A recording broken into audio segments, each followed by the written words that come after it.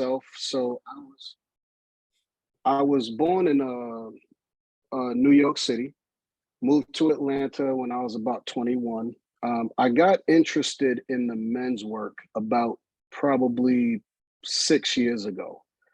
And when I did, it changed my life. And so I began to take trainings and educate myself on everything intercultural that I possibly can. So today, what we're going to talk about a little bit is just the introduction to just becoming aware. Um, so just by show of hands, how many men on the screen now have ever done any intercultural work or trainings or workshops or anything like that? Anybody? All right. So one, two. Okay, okay. That's good. That's good. So what we're going to do today is first, I want to invite you men to get grounded. This is something that we do in the Mankind Project, especially to just get us present and in the space. So if you're in a safe place, I just want to invite you to close your eyes or soften your gaze if it feels good to you, and just take a deep breath in. And as you do that, recognize where you are at this moment and just become aware of the room around you, maybe any sounds, uh, maybe any feeling you might be having right now, and just continue to breathe into that. Just become aware of what your body may feel like in this moment without changing anything or adding anything to it. And just take one more deep cleansing breath. And when you do, just imagine in your mind what brings you here today and honor that peace that brings you here today. And then one more deep breath. And then when you're ready, come back to this space.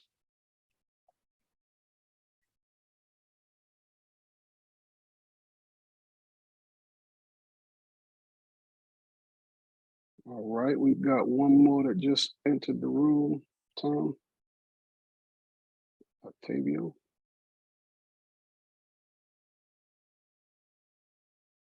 I think you're on mute, bro. Okay, I think he's there. He goes. There he goes. Welcome, Octavio. All right, guys. So I want to start this today by just asking the question: what is culture? You know, what does culture mean to you? When you hear that word, what's some of the things that comes to mind? And I want you to just unmute yourself and just, throw some things out there. What is culture? Yeah, this is Octavio.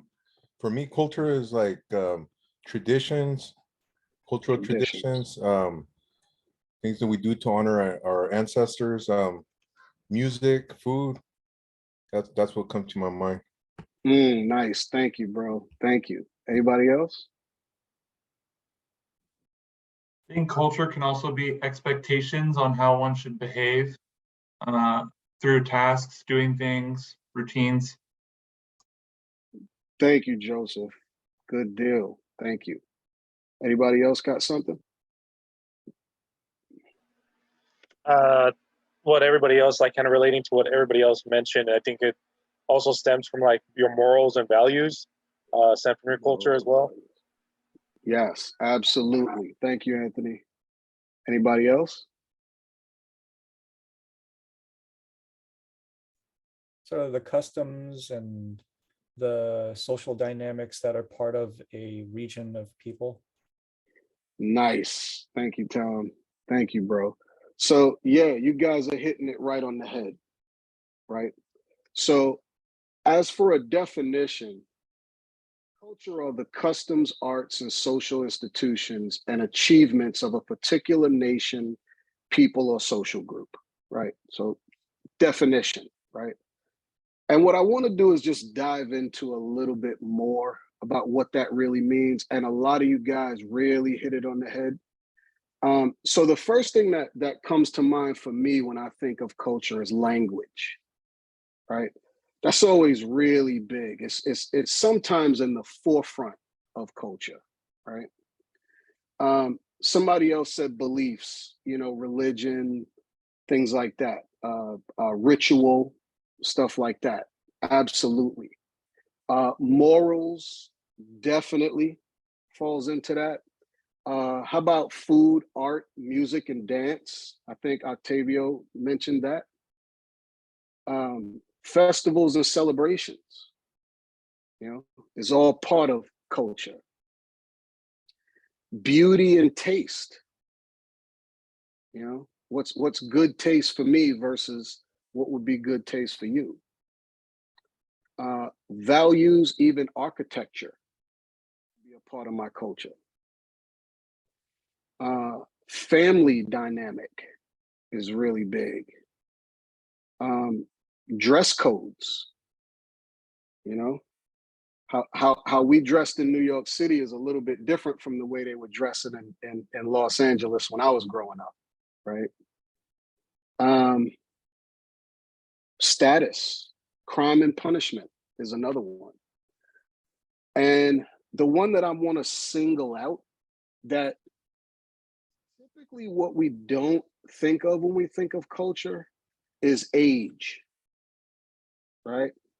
So, so age can definitely be included in culture, right? And so what I'm reminded of is, my dad likes to remind me of what things were like when he was a kid. And I mean, he does this religiously all the time. He wants me to know how much milk was, when he was a kid, especially when we go to the supermarket and, milk is $3 or $4. He likes to ramble on about it being 15 cents and 30 cents, right? And so there's a cultural difference when it comes to age that I want to kind of keep in the forefront of what we do today, right? In the context of that. And it's mainly because what you men do in mentoring younger people, that will probably come up, a lot in the dynamic between the mentor and the mentee, right? All right. So let's dive a little bit into understanding the cultural differences. So language is the big one, right? So that's something that we don't even really have to dive into because it's always really in our faces, because I either understand you or I don't. So if somebody's in the room and they're speaking Spanish or Creole or, a different language, I'm instantly not going to understand. So it's very easy for me to differentiate, right? But there are other things that are pretty subtle, like dress code, for example. So typically how I dress in a public space is how I believe I should be presenting myself in a public space. Does that make sense? Everybody getting that, right? So it's not necessarily all the time that it's my choice of where, but it really, from a core perspective, comes from my experience, maybe passed down from generation to generation, as to this is how I am supposed to present myself in public, right? Another thing is body language, right? So eye contact, for example, is different culturally. So in some cultures, eye contact is a sign of disrespect, right? And then in some cultures, like in the Western culture where we're at, eye contact is a form of ownership, of a form of me being steady in who I am and showing you, like my dad used to always say, a man looks another man in the eye, right? So it's a form of respect. It's a form of showing who I am in a given environment, right? Everybody get that? You good there? Sure. Okay. Good. Yeah. Emotional responses. This is a tricky one here. So based on my cultural experience, certain things may be taboo in one culture, and then in another culture, it's fully accepted, right? And so they have a trigger word or a trigger sign, right? That in my culture may mean one thing and in your culture means something different. One thing that I learned recently was that in certain cultures, the thumbs up, hey, that in our culture, in Western culture, this is, hey man, yeah, I hear you, go, it's positive. I really like it. This has a lot of meaning, right? And in some cultures, that's actually akin to maybe doing this, right? And we all know what that is in Western culture, right? And so the idea is to not memorize what all of these things are, but to just become aware of how some differences are subtle and some differences are right in your face, like language, right? A small piece about language is, in some other countries and cultures, please and thank you is not the go-to way of me showing respect, right?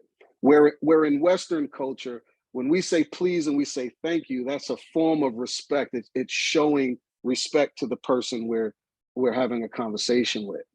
In some cultures, it's simply to add sir or ma'am sentence, right? And so I'll give you an example. I met a man from Nigeria once. This was about a year and a half ago.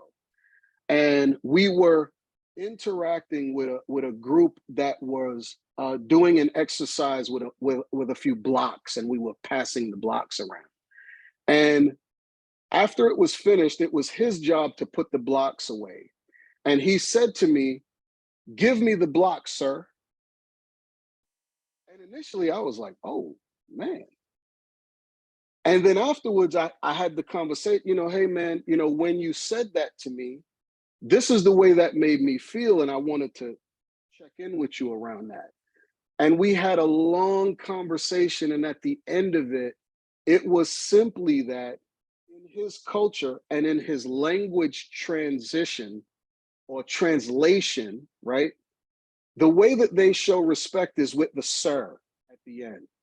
So what he was really doing was showing me the utmost respect, but the way that I felt it, the way that it came across to me from my Western upbringing was, we don't say give me anything, I mean, what kind of, stuff is that? And so that's a really good example of how something as small as a word, please, versus sir, and if I said to you, give me those blocks, please, you would still kind of be a little, hey, what is that? So to just be mindful that in certain cultures, especially when language has to be translated from one to the other, it's really important that we understand that what we are experiencing may not be the intention behind the communication, right? Is everybody tracking me on that? All right, good. I know that was a little bit, so I want to just check in. Is anything coming up for anybody? Is how's it landing on you right now to just hear that portion of it? And you can just unmute and speak if you want to. Landing think- good. I'm impressed. Yeah, Thank for you, Steve. me, it's really hitting home just to basically say like our experiences are subjective and it's based on this cultural lens that we're experiencing the world through, and understand that other people have a lens that they've been given by their culture, and that can cause some disconnects, but realizing that can bridge the gap. Nice. Thank you, Joseph. Thank you. Beautifully said, bro. All right. Anybody else got any thoughts? Yeah, it kind of brings up for me how, I grew up in a household where my parents didn't speak English. And so when I stepped outside of my house, I was stepping into a different world. And what you were saying about language was really important to me, especially because my parents couldn't teach me how to speak English, and they couldn't teach me how to read or write. So when I first started learning how to write, I remember um, writing a string of letters together and not knowing where they started and ended, and putting hyphens where I thought they were words. And so it's just, my culture is a monosyllabic language. So all the words are single syllables. So here I am in this world where there are multiple syllables. And it's like, I mean, how do you even know where words start and end? So. Nice, nice. Thank you, Tom. That was a great example too, bro. Thank you. All right. Who else? Anybody else got something?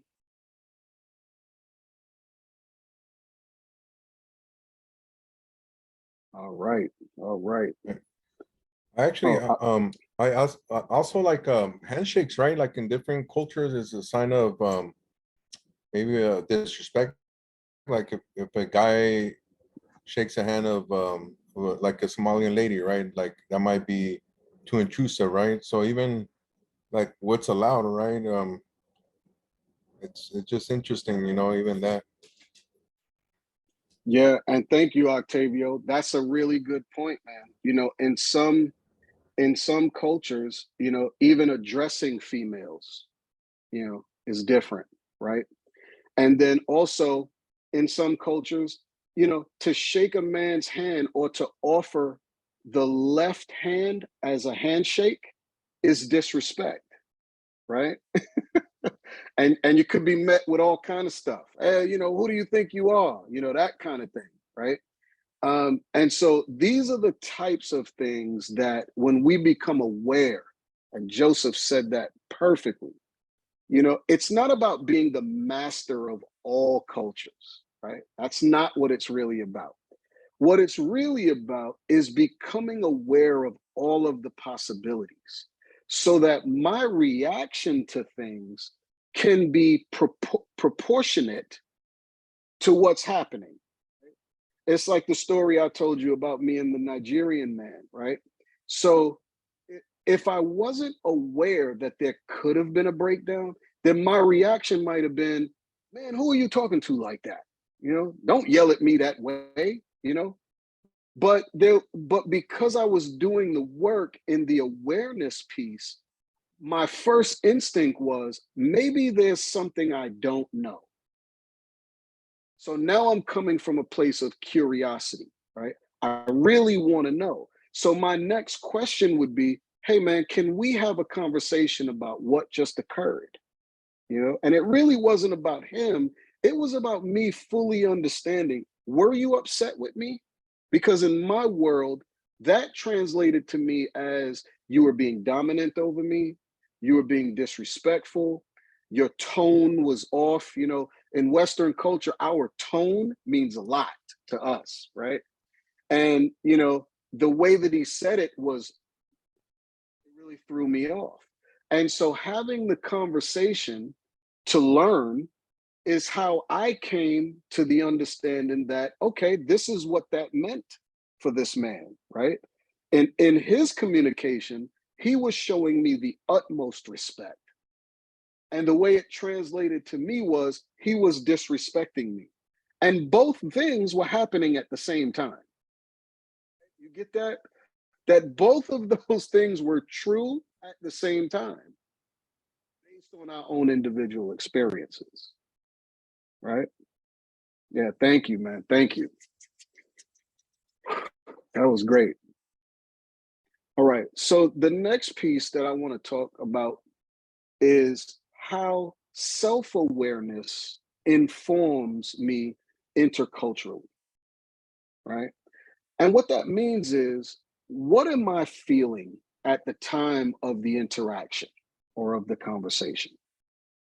Am I fully seated in what I feel? Am I aware that I am agitated? Am I aware that I'm angry? or I'm sad or whatever the state is that I may be in, because that could inform how I respond in any given situation, right? What triggers may come up for me, you know? I have a past like everybody has a past, and I have certain triggers that mean certain things to me, right? And so if I am a mentor and I'm mentoring other people, it's important for me to become aware of what those triggers may be, right?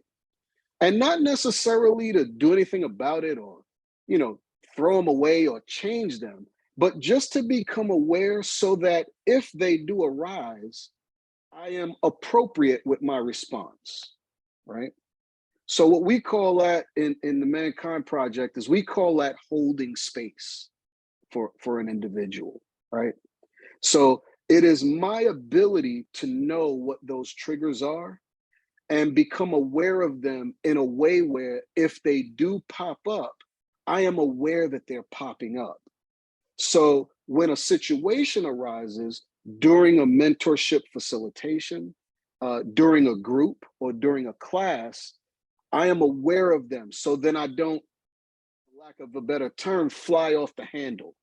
You know, hey, you know, what do you mean by that? Or, you know, that triggered me. So now I'm going to anger or frustration when I understand that that's a trigger that I just had. So if I'm not aware of it, it could take on a mind of its own, right? Does everybody get that? Are you tracking me? Just by show of hands, how many men get that? Yeah, nice, nice. Thank you. Am I aware of my own judgments and opinions?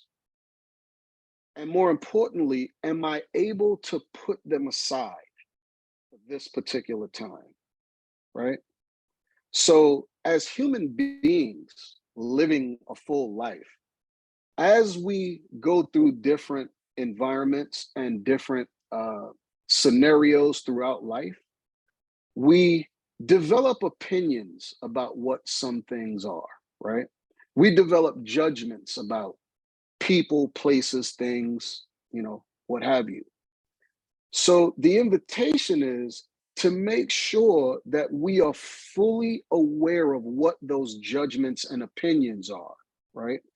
And like I said earlier, not to put them aside or throw them away or say that they're bad or good. We don't want to do that.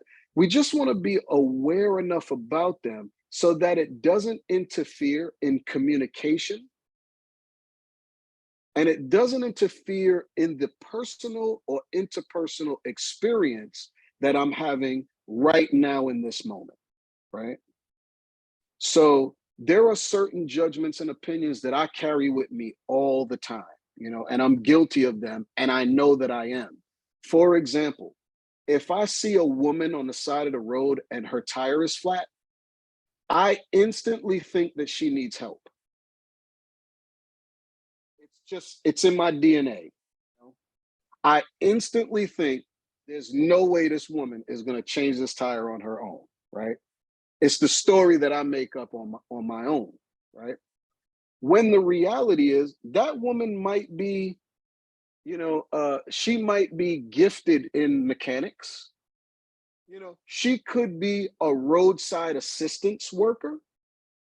I mean, there's so many possibilities of what that could be, but instantly I am aware that my judgment of that situation is this woman needs help. And so if I'm in a position of mentorship, right, I want to be aware of what those judgments and opinions are. So when they pop up for me, I could say, oh, there you go. We're not going to let that jump into this experience, right? Because I am aware that that's just what my judgment of what women are. It doesn't make it true, right? Jermaine, may I throw in a little cynicism and maybe humor? What if the lady on the side of the road with the flat tire, her boyfriend is hiding in the bushes, waiting to steal your car? Oh, he's talking about crimes. Sorry, I Yeah. couldn't resist. I got you, bro. I don't think in the context of this that is, yeah, but I get it. It's kind of a Sure. little cynicism in the room. So I Right. do appreciate that portion.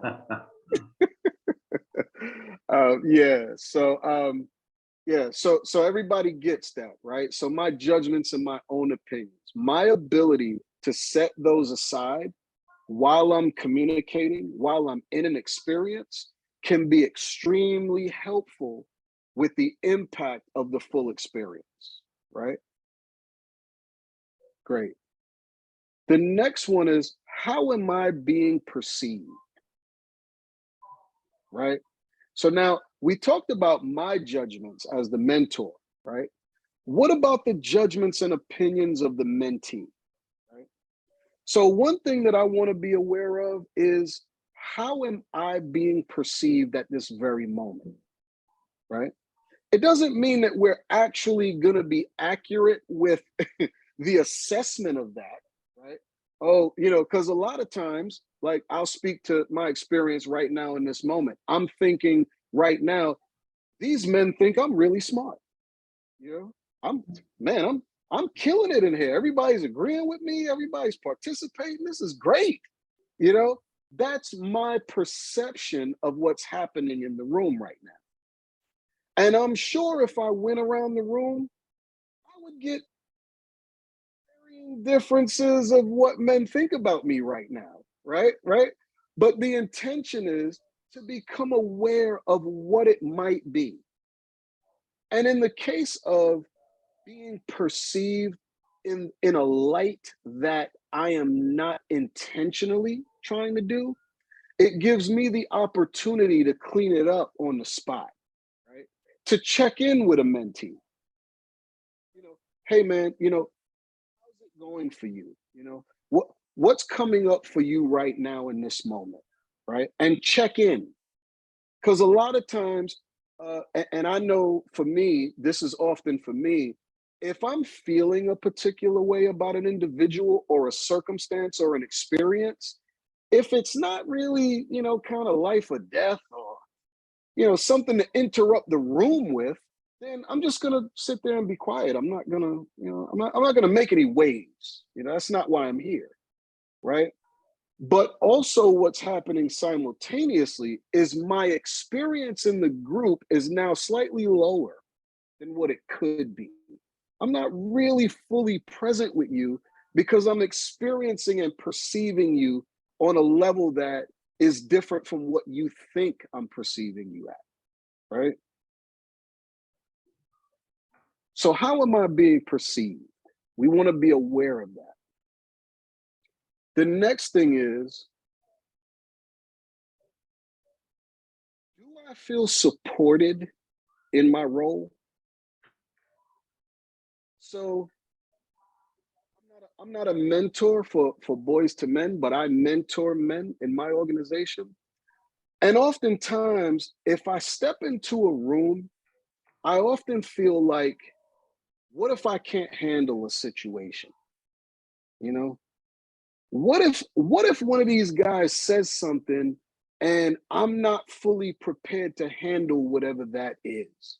Maybe I've only been doing this a year or 2 years. Maybe my facilitation skills are not that great. Maybe my awareness of where I am is not really tight yet. So I have doubts about my ability to be effective in this room, right?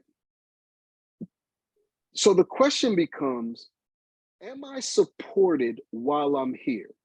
And if I'm not, how do I get the support that I need to be secure enough to be free and focused in the room, right? So just by show of hands, how many men have thought of that when doing their job or when in a group? Am I really supported here? Has that ever been a question for you in a group? Not so much. I feel very supported, but I don't feel quite adequate yet. That's why I'm taking these classes. Thank you, Steve. What about some of the guys that raised their hand? You want to speak a little bit about that support feel?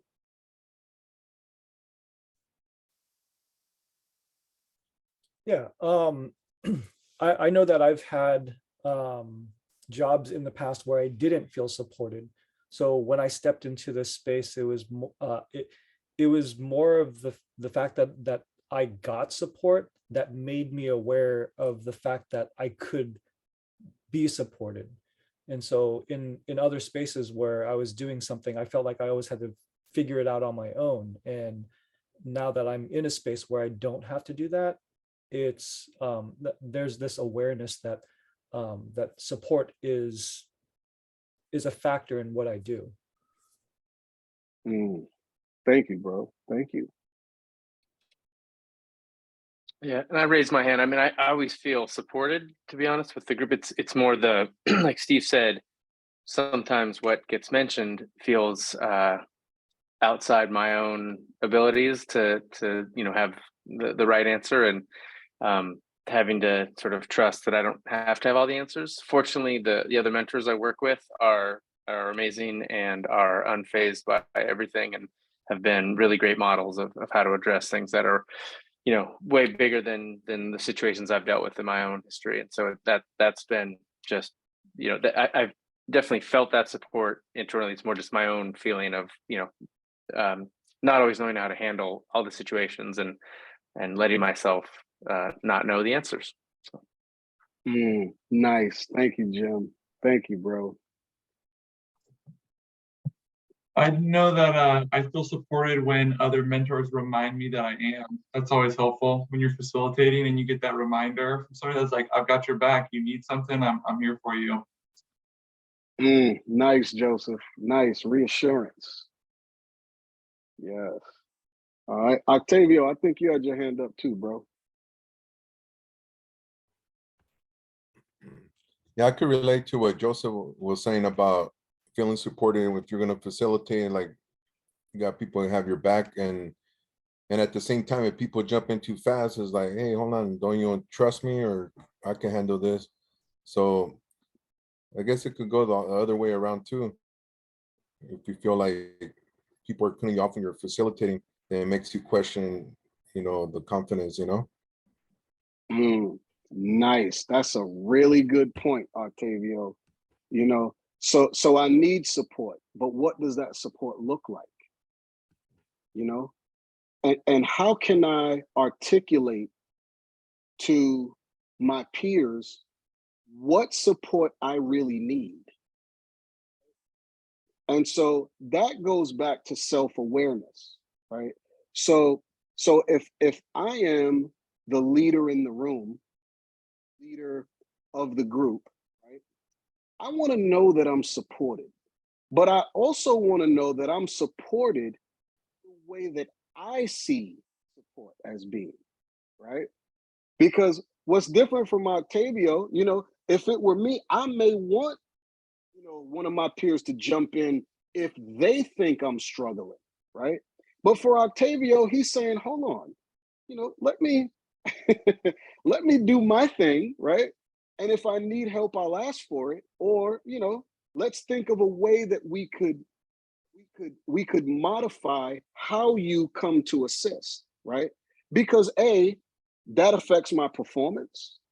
That affects my own self-esteem about who I am. Right? And that's counterproductive to what we're doing here, right? Because ultimately, beyond the content of what we're teaching these boys or these men, right? We're modeling what it is to be in relationship with each other. So even in groups that I facilitate, when I have a co-facilitator, I always say to them, be mindful of the model that we're setting to the participants. Because the reality is, if we're crossing each other, or we're seen to be not in sync with each other, it may send a message to the person who is participating, and that could go on and on. I mean, these guys don't work well together. One guy thinks he's better than the other. I mean, there could be a lot of judgments that comes out of that, right? So I think one of the takeaway questions for you guys is, am I being supported, right? And if I am or I'm not, how do I get the support that's right for me? Right. And I would invite you men to really sit on that and formulate what that is for you. In action for what you need. Thank you, men, for sharing that, bro. Joseph, you got something too, bro? Yeah, can you just repeat that one part where you're talking about you always have a co-facilitator and you're trying to be mindful of how you're perceived or how the mentees that you're working with see you? Right. So when I'm co-facilitating, right, the one thing that I'm doing above all else, I am modeling for you what it's like to be in relationship. That's what I'm doing ultimately, right?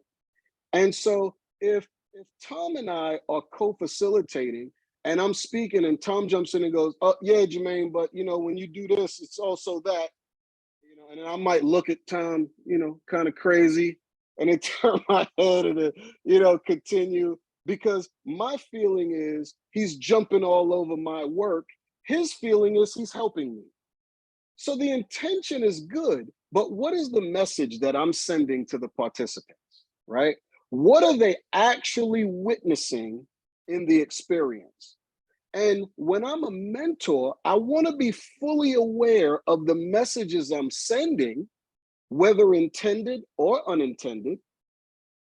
And the modeling of what I'm doing is always the forefront, bro. And the example I'll give you, and I'll go a little deeper with this, right? I could say something really sweet to Tom. You know, I could say, "Hey, Tom, you know what, man? You're a great freaking facilitator, bro. I really love the way you do that." Right? Now, you can hear sincerity. I can also say, "Yeah, Tom, you're a great facilitator, dude. Yep, I can see it in everything you do." Same statement, bro, right? But what I'm doing that's not verbal is I'm really not saying he's a good facilitator. And that's an example of modeling versus content. Is that the content could be saying one thing and the experience could be telling you something completely different. You get that, Joseph? Yeah, totally. Thank you. Absolutely. So the moral to that, right, around self-awareness is that I am modeling for you what it's like to be in relationship. I am modeling for you any piece of content that I'm delivering. And we could be talking about anger management. We could be talking about communication skills. We could be talking about how to get along in conflict resolution, right? And I could be delivering that content and then sending you a nonverbal message that I am currently in conflict and I don't know how to handle it. It becomes confusing. And I would imagine with younger minds, right? You know, these are junior high, high school, maybe elementary school boys we're dealing with. These guys are highly susceptible to the messages that they're receiving nonverbal. What's my body language like? What's my tone like? You know, am I speeding through what I'm saying or am I really comfortable in what I'm saying? Am I actively really curious about their experience or is it just the question I'm reading off the paper? And if you remember when you were a kid, like me, 95% of what I learned from the men around me when I was a kid did not come from instruction. Did not come from a man saying to me, "You should be a womanizer," or "You should make a lot of money," or "You should be a workaholic." Real men don't cry, you know, stuff like that. It was really about them modeling for me what they wanted me to see, whether intentional or unintentional. I could see it because they were modeling that.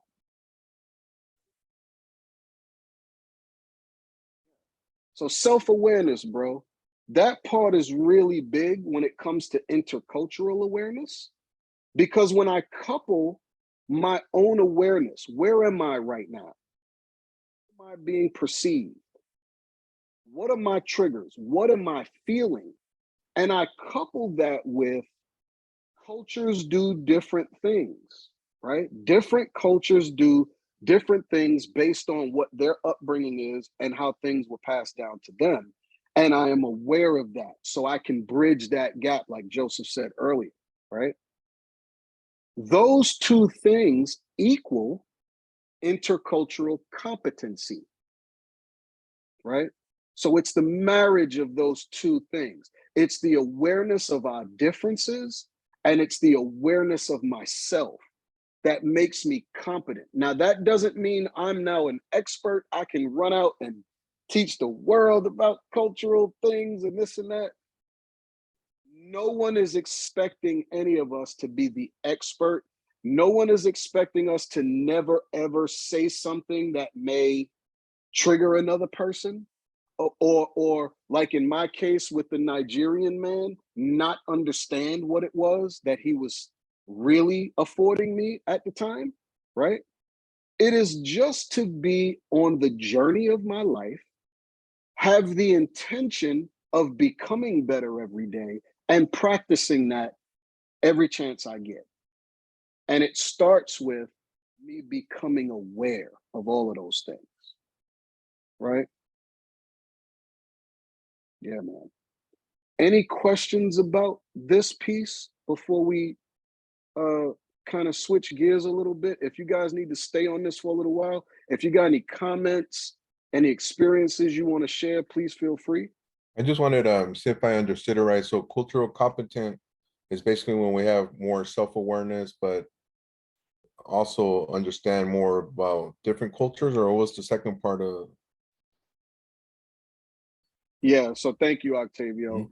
So for me, intercultural competency, what makes me competent interculturally is when I have the ability to understand and become aware of the differences. I am aware that there are differences, both seen and unseen, and things that I know and things that I don't know. Those are our differences, right?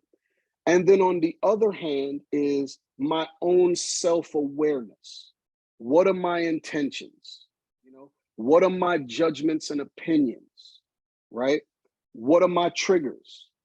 How am I being perceived?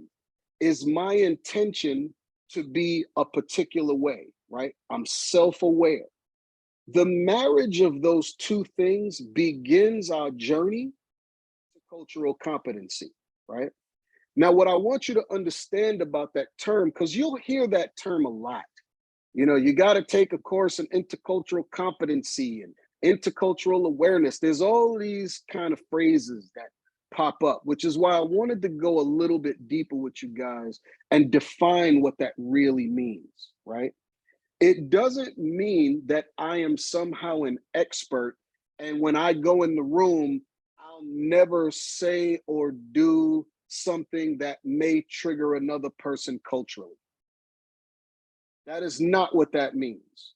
What that means is my intention is to start, create, and maintain a great relationship with you across cultures, which means I want to know more about your culture so that those mistakes that I would normally make kind of get slimmer and slimmer every time I learn a little bit more, right? And from the perspective of a leader, if I want to say I am a leader of a group and I know that I've got multi-cultures in that group, then it is my responsibility to become as much aware of cultures as possible for the sake of not injuring or causing trauma or triggering another culture that's in the room with me as the leader. And I'll finish it off with this. And if I do trauma, conflict, or trigger a man, how do I clean that up? How do I make you see, right, that my intention was not to do that, and that I am at a space of learning in this moment if you're willing to teach me. So that's the perspective, right? So even me, I've been doing intercultural work now for about 4 or 5 years, right? Still, when I go into a room, depending on the makeup, I can still trigger a man in the room. I consider myself to be pretty good at this, right? The difference is in my intention is not to trigger you or to cause trauma. So when it does happen, I want to know more about what your experience is and ask you if you're willing to hear what my experience is so that we could offer each other sort of an olive branch, right? And that to me is what clean, true relationship is about, right? When you think about it. To me, relationship is when I injure you or I fail to on a commitment with you, or I don't live up to the man that you wanted me to be, that we have a constructive dialogue that can clean it up in a way that allows you to understand me and allows me to understand you, even if we don't agree at the end. So it's not about us being like this and agreeing on everything, but it's about the respect and the patience for you to see my point of view and then me do the same for you here. And even if there's a difference in opinion, we respect each other enough to honor differences in opinion, right? You get that, Octavio? Cool. Thank you, bro. Thank you. All right. Any more questions or anything about this piece? Everybody feeling good about that? Good. Cool. Cool. A good class. I'm enjoying this. Great. Thank you, Steve. Thank you. So I wanted to leave a little bit of space for you guys, at least about 20, 30 minutes for some Q&A around the group, right? So if you guys are good with the content that you just got, I want to talk a little bit about resources I want to share with you, men. And this is just to take, with you in your spare time if you feel called to it to do. And I'm gonna share it in chat and then talk about it a little bit. There are 2 links in this, so feel free to go to them when you feel called to. Let's see. Yeah.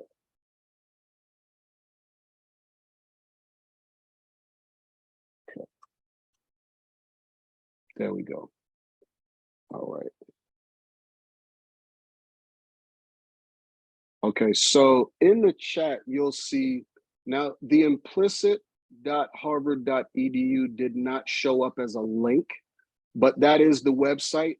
So there is a test and it's really fun to take. I actually took this myself, and what it told me, I didn't believe them, but that's another story. It's called the implicit bias, right? And it's a test that was developed by the guys over at Harvard University. And I don't want to really talk a lot about it. I just want to invite you men to do it and just see what comes up for you around what the results are. Right? It was actually really fun for me to do, even though I didn't agree with half of what they were telling me that I was. It gave me some real new awareness about where maybe some work I need to do to move closer to what my goals are, right? And then the second piece is just a YouTube video by a man named Pellegrino Riccardi. Really good dude. It's a TEDx, and it's called Cross-Cultural Communication. And he really takes a deeper dive into how we communicate cross-culturally, what may be coming up as we do that, and best practices to actually move forward and gain knowledge around that, right? So, on your spare time, if you men, get a little chance, you feel called to it, check those 2 things out. and continue your journey of exploration in this field. And what I hope that you get from that is what I get from it. So I am always very, very comfortable in an intercultural setting, right? And it's because I don't put stipulations on myself and goals on myself that I can't reach. Like, I'm gonna be in this room and everything I say is gonna be picture perfect for everybody in the room. You know, I know that I'm not perfect. So I'm going to say things, I may do some things that may be culturally not good for you. You know, that you may think, who does this guy think he is, or why is he doing that? You know, I don't hold myself to those standards, right? The second piece is my intention is to always begin and cultivate really great relationships. My personal experience is I love to learn new cultures. And I'll just be completely honest with you guys and just tell you it's mostly because I'm a foodie. I really love eating. And cultural foods, bro, I'm going to tell you right now, there's nothing on this planet better than tasting foods from different cultures that are prepared by that culture around the world. There is no experience like it. I know that's judgment, but I'm telling you it's true from the top to the bottom, right? So I have my own reasons. You may have your own reasons also for wanting to do things like this. What I tell men a lot is this is one of the hardest, I want to say the hardest concepts to really dive into because there's a cost at it. So, I can learn other things, leadership training, I can, all kinds of different things. But when it comes to intercultural aspects of things, there's a component in it that I am fully aware of. This may wound somebody just by sheer virtue of me saying the wrong thing or doing the wrong thing. And so there's an inherent fear that comes with dabbling with cultural experiences, right? And I want to just invite you men to just say, you know what? There's fear in it, but I'm going to step through it anyway and find what that thing is that makes it important to you. Maybe it's teaching young boys, maybe it's facilitating other mentors, maybe it's self-discovery. Whatever that is, find that for yourself, and that will become the driving force for the passion that you feel in doing the work. So in closing, I just want to say, I honor you men for stepping into this arena, first of all, and the work that you men are doing in Boys to Men and what I'm hoping is in your personal life is worth commending and worth seeing. So if nobody ever tells you, men, that you're seen, that what you're doing is a gift within itself, I want you to hear that from me, right? Before we move into the Q&A, because a lot of times as men, we don't get blessing. I'll use an I statement. A lot of times I don't get blessings for the work that I do, right? So I am here blessing you men and honoring you men for your commitment, for your giveaway, and for every piece of you that you give to these young boys in the hopes that we get a better world, even if we can't live to see what that may be. But we'll all have kids and grandkids, hopefully, and we can leave a better world for that. Thank you, man. All right. Thank you, Jermaine. Yeah. So Tom, we're gonna move into the Q&A, but I just want to take a moment and just breathe into all that's been said here and all of the shares. So you men just take a moment, take a deep breath. You don't have to close your eyes if you don't feel called. And just feel what your body is feeling at this moment. And just record that. Our bodies are our messengers. They teach us things. Even feelings, judgments, opinions, anything that might have come up for you during this. And thank you.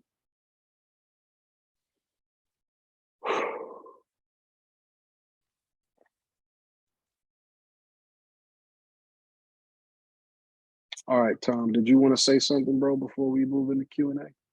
Oh, no, I just wanted to thank you for doing this workshop with us.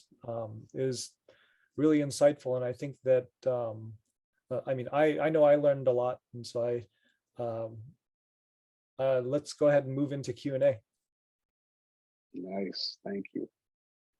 All right, man. So the objective of this will take a few minutes until you guys are, finished. Is there anything around these subjects that you're currently experiencing or think you may experience that you just want to, share into the group? And, we can have an open discussion about it. It's not about me kind of dominating the Q&A, because a lot of times the peer network is a great resource for giving or giving feedback in a way that allows us to understand what we may be experiencing. So this is an invitation for you guys to just think about something that you might want to put into the group, and let's toss it around, man. And any man can start.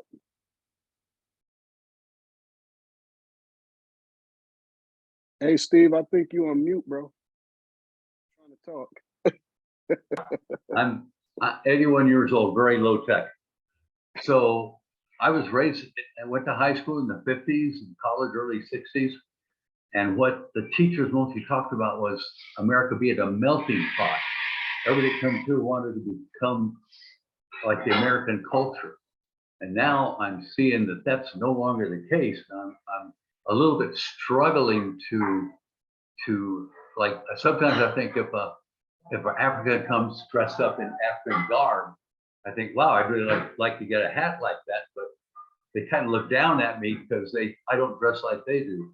So I'm trying to open up my mind and say, that culture is welcome here. I do welcome it, but I have trouble not feeling like they're kind of looking down on me. Thank you, bro. And thank you for stepping into that, man. Thank you. All right. So does anybody have something that they could offer to Steve around that feeling? America used to be the melting pot, and his experiences, he's seeing that it's changing. It's not the melting pot anymore. Does anybody have any thoughts around that they'd like to share? Yeah, I'm noticing the same thing too. I grew up in America, not as an American, or at least not feeling like I was an American. And it was, for me, when I got to express parts of my culture in a space where I couldn't usually express it, I felt like it took away from me, like who I was, when somebody else would like wear that garb. Like that's something that is unique to me, and it's not unique to you.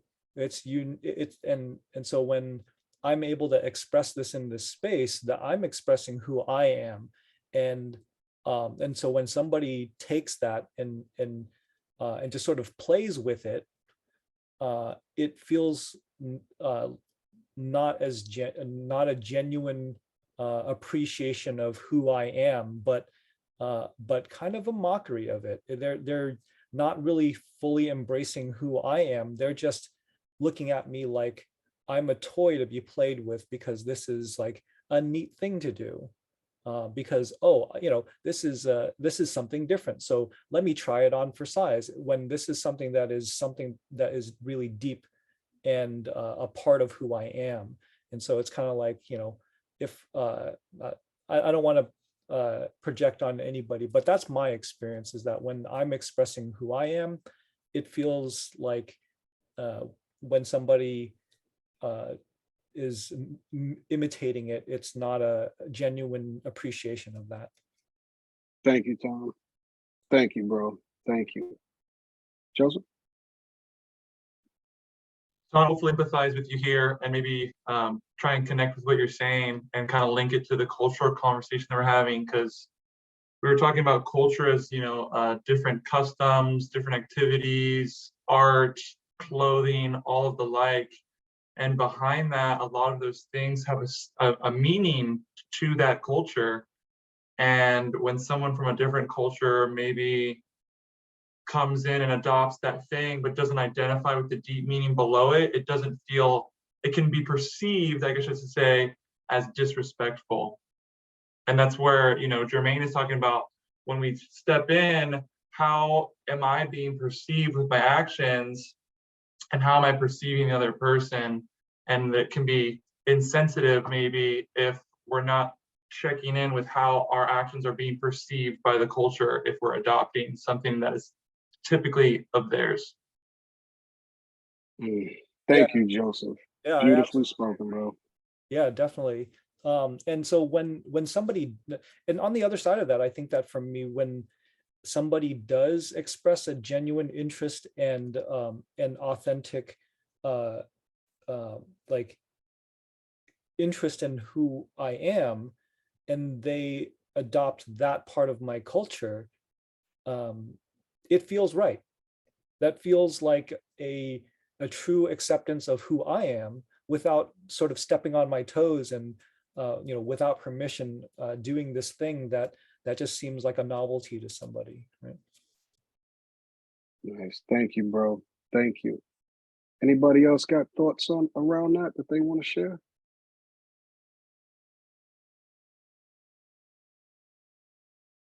All right. All right. So Steve, I want to talk about a couple of things because you touched on a few really key cultural topics, right? I think Tom said it best when he talked about the appropriation of the clothing part, right? And then Joseph reminded us of what culture was, right? And if we use it in that context, then it's easy to see why I could see a man dressed in full African garb and say, I really like that outfit. I'm going to go wear that outfit. And I could see how my intention would just be that I like the garment, right? And that culturally to that man, I could be showing disrespect, right? Because to that man, that garment may not only be a pair of Levi's that we just buy at any J.C. Penney, right? It may not just be any old polo shirt that any man can pick up in different colors, right? That garb may have a particular cultural meaning to him. And it would be the same me imitating or imitating his language or his dialect, right? Jermaine, could you repeat that? It's cutting out a little bit. Hold on. All right, can you guys still hear me? I pretty much got the All right, yeah, the I think gist my AirPods were going out, but you can hear me good now, right? Yeah. Yeah. Okay, good. So yeah, so so I don't know where you guys missed it from, so I'm just going to start from here.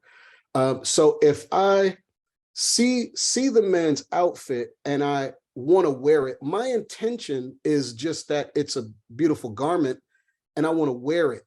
What I'm not seeing is the cultural importance to that man of that garment, right? And that's a difference in culture. In Western culture, if you got $40, you can go into Polo and get any shirt you want, right?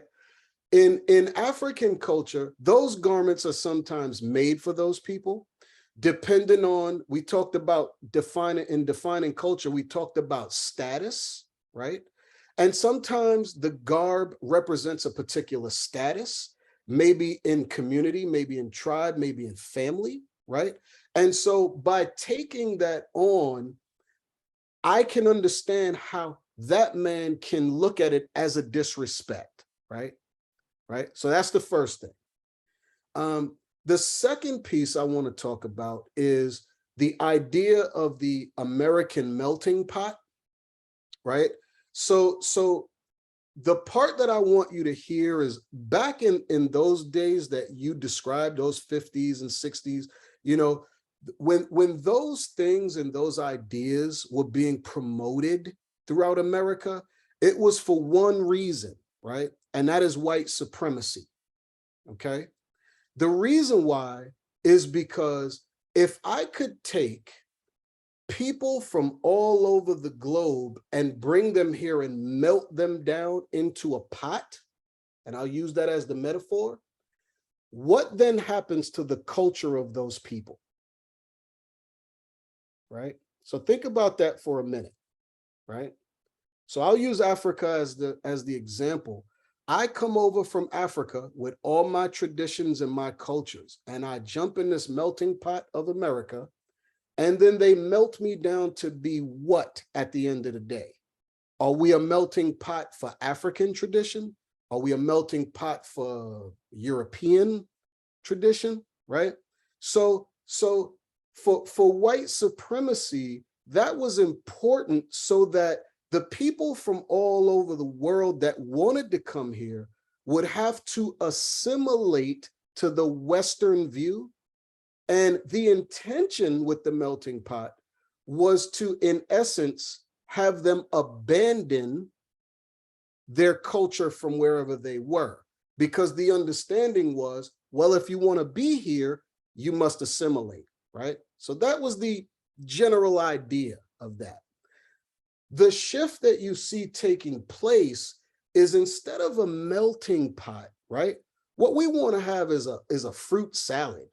You know, what we want to have is a bowl where we can put many different textures, many different flavors in the bowl.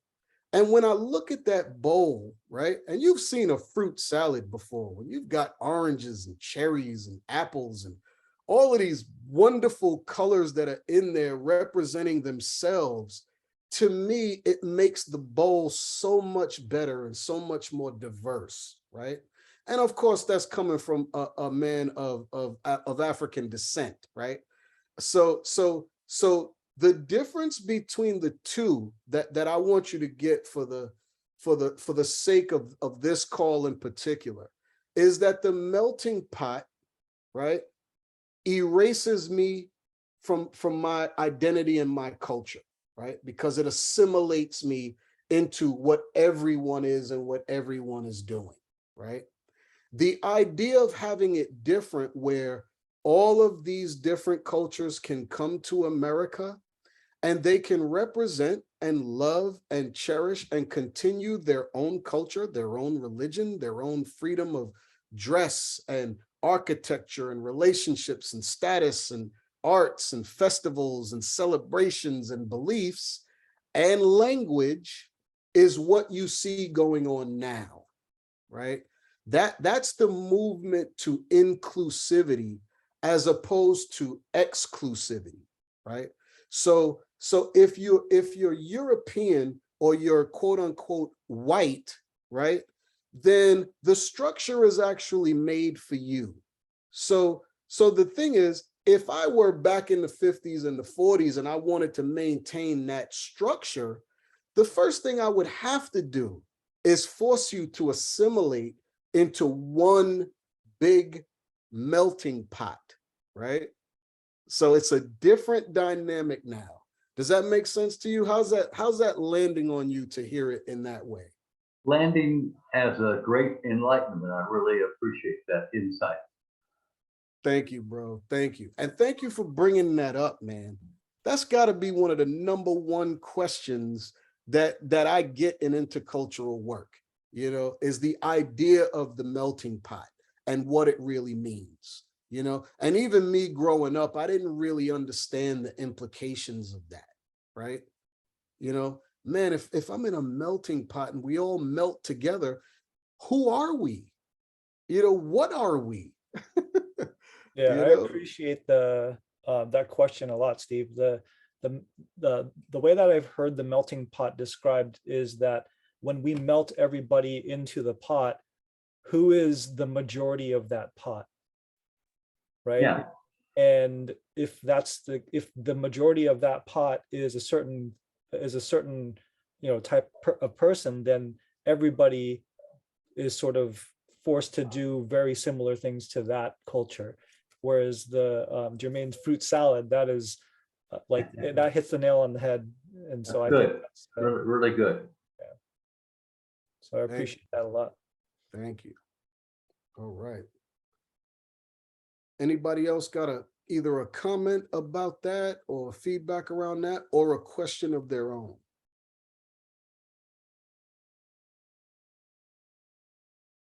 I have a question.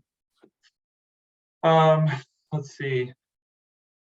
Near the beginning of the talk, you were talking about feeling supported. And then also on my question earlier around what you were describing as modeling and being aware of how we're perceived by the mentees, by how we're modeling and how we interact with the other mentor and what that communicates to the mentees. Do you have any tips, tricks, or thoughts around how you establish that philosophy with other mentors and create that container or culture that is supportive and models appropriate behavior that's healthy relationships between men for mentees? Great question, bro. And before I even answer that, I want to just ask the group if they experience not understanding that, or does Boys to Men have, a sort of a standard or some kind of program or protocol that addresses that question? Yeah, that's a great question, Jermaine. So, and I appreciate the question from you, Joseph. We are implementing a feedback system where at the end of groups, what we're going to try to do is ask each other, what did we do well and what can we do better? And then we can give each other feedback and we can hear, what the perceptions are of our co-facilitators and mentors, and also give feedback to each other in a way that is in a safe environment. And that that models a way to not just support each other, but if there's a conflict, we can figure out how to solve that together. And that provides that environment for that in a safe way. Nice. Thank you, bro. Thank you. So Joseph, to your question, bro, does that kind of touch on your question, or are you looking for a deeper deeper advice around that from external? I would say that Tom's example is more like retrospective, but do you have any tools, tips, or tricks on like setting the tone for creating that kind of environment at the front as opposed to after the fact? Does that make sense? Yes, it does. Absolutely. Yeah. So, yeah. So let me start with this, bro. In the Mankind Project, when we do our work, it is actually centered around how we achieve that, right? So it's about building relationships, right? So I don't know how you guys are structured and how you guys co-facilitate in a particular setting. Is it the same, say 2 or 3 men in the same setting every time, or does it vary? Is it men that you don't know versus men that you do know? How is that set up for you guys? It depends on the setting. If we're in schools, it's typically the same men and the same students. If we're sitting in our open circle on Tuesday nights, that tends to be a variety of men that come and go, and there are a variety of students and boys that come in. So, and then we have we have other activities where if we're out, say we're doing a hike or a surf night, we have a lot of different men that come through that we might not know, and we have boys that a variety of boys that show up. So it can be the majority of the work that we do is in schools though, so those tend to be more consistent. Okay, great. And thank you for that information, bro. So I'll answer you in 2 different ways, Joseph. So the first way is when it's consistent, you know, I'm in the room with the same group of men, say weekly or monthly, and it doesn't matter how many men that is. There are some good practices that you guys can begin. The first thing is really get to know each other. I mean, really, that's the first thing, right? Is in order for me to model what relationship is like, I should be in relationship, right? So that's the first thing, right, that I would do is really build a relationship with your other co-facilitators first. A second good practice would be to always meet, you know, 30 minutes, 45 minutes, an hour ahead of time, right? Not only to discuss the content, because that's important, you know, what are we going to do today? That is important, but also to get grounded and get centered with each other, right? So I'll give you an example. So I facilitate a training once a week for the Mankind Project. And before that training, me and my co-facilitator get together about 30 minutes prior, right? The first 5 or 6 minutes, we ground each other. So just like we did in the beginning, take deep breaths, become aware of where I am, get grounded. What am I bringing here? And let's talk about that. You know, what's on top for you? You know, 2 or 3 minutes apiece. You know, man, I had a bad day at work, you know, whatever, my girlfriend's acting up, you know, whatever it is I want to kind of get off my chest, right? And the breathing and the centering helps, and then the check-in helps to get that out. And then, is there anything that you need right now? You know, oftentimes I might be coming into a situation and I know I'm not 100% present. So I may say to my co-facilitator, man, you know, I feel off today. Would you mind leading, right?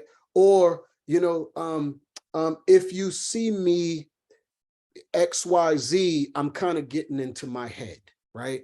So, you know, feel free to jump in and, you know, and save me or help me out, or, you know, whatever that may be.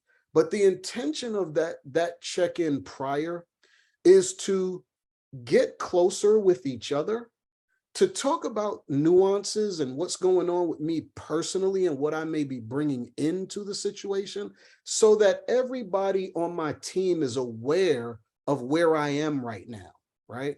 So if I check in that I'm really angry, right? Then Joseph, if you're on my team, your job will be kind of, you know, to just become aware of what my body language may be like. You know, maybe I need a break or a glass of water or something. You know, you could be aware of what may be happening with me because you already know, you know, we've already talked about it. So that's the second piece, is that check-in right before. And then the third part about the closed group, you know, being the same facilitators, is I would encourage a network of speaking in between engagements, right? So what we use, and Tom knows this, you know, we use Slack, is this app that we use where we just communicate with each other different things. You know, it might be motivational things, it could be just new information or what works well. You know, hey man, like Tom might have did a training before me, and he might say, hey man, you know, I posed a question to this group and it worked really well. The men really like that, you know. So this way we keep up on really good practices daily that are happening, right? And so that's for that. For the broader group, right?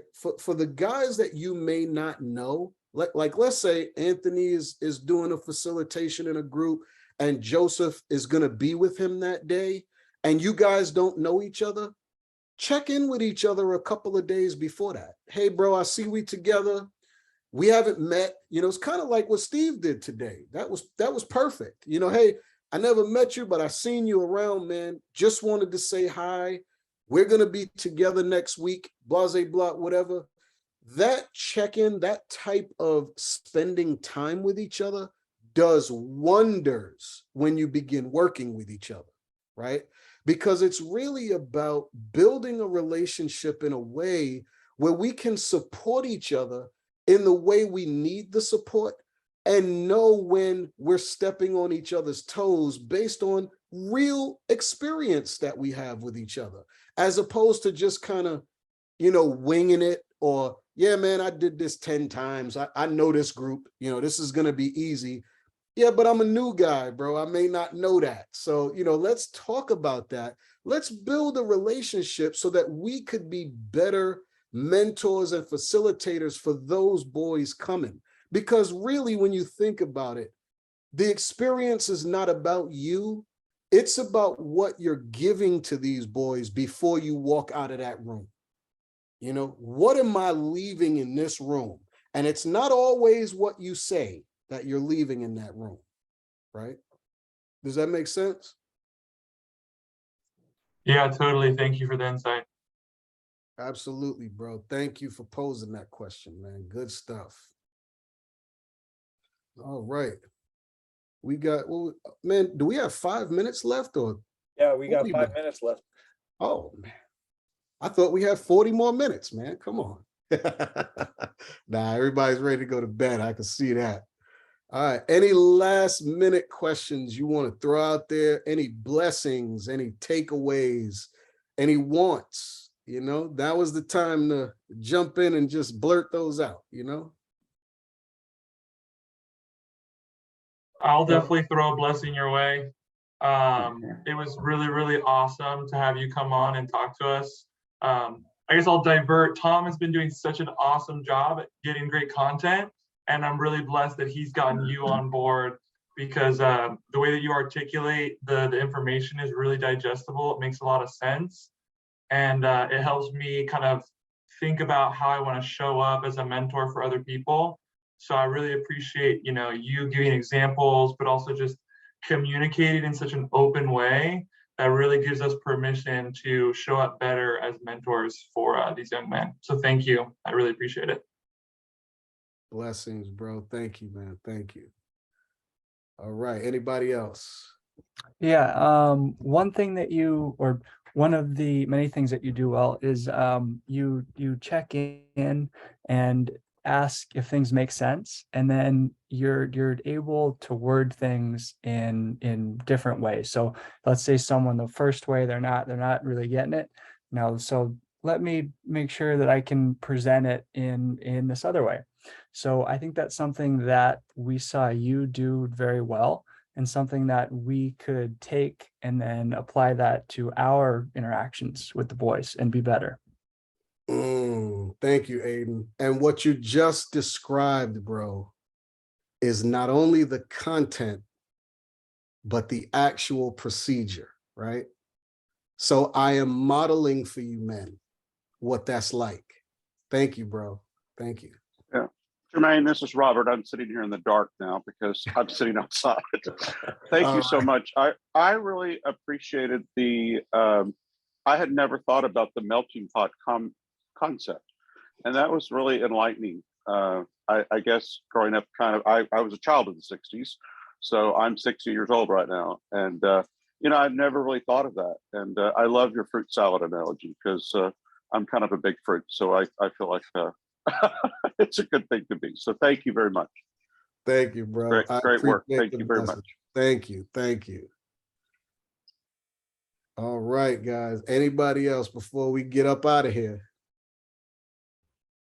I just wanted to say thank you, everyone, and Jermaine, for all your information. Definitely, self-awareness is something that I'm taking, and triggers, like you mentioned, and that's something that I'm actually working on, on those biases, triggers, and being more aware, right? So it doesn't affect us. So thank you. That's what I'm taking.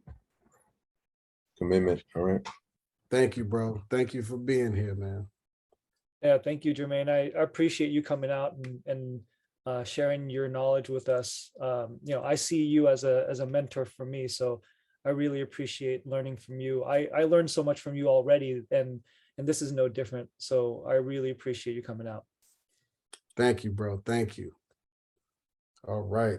Well, thank you, men, for being here. I had a ball. This is what I love doing. So hopefully we can see you again at the next training that Tom puts together.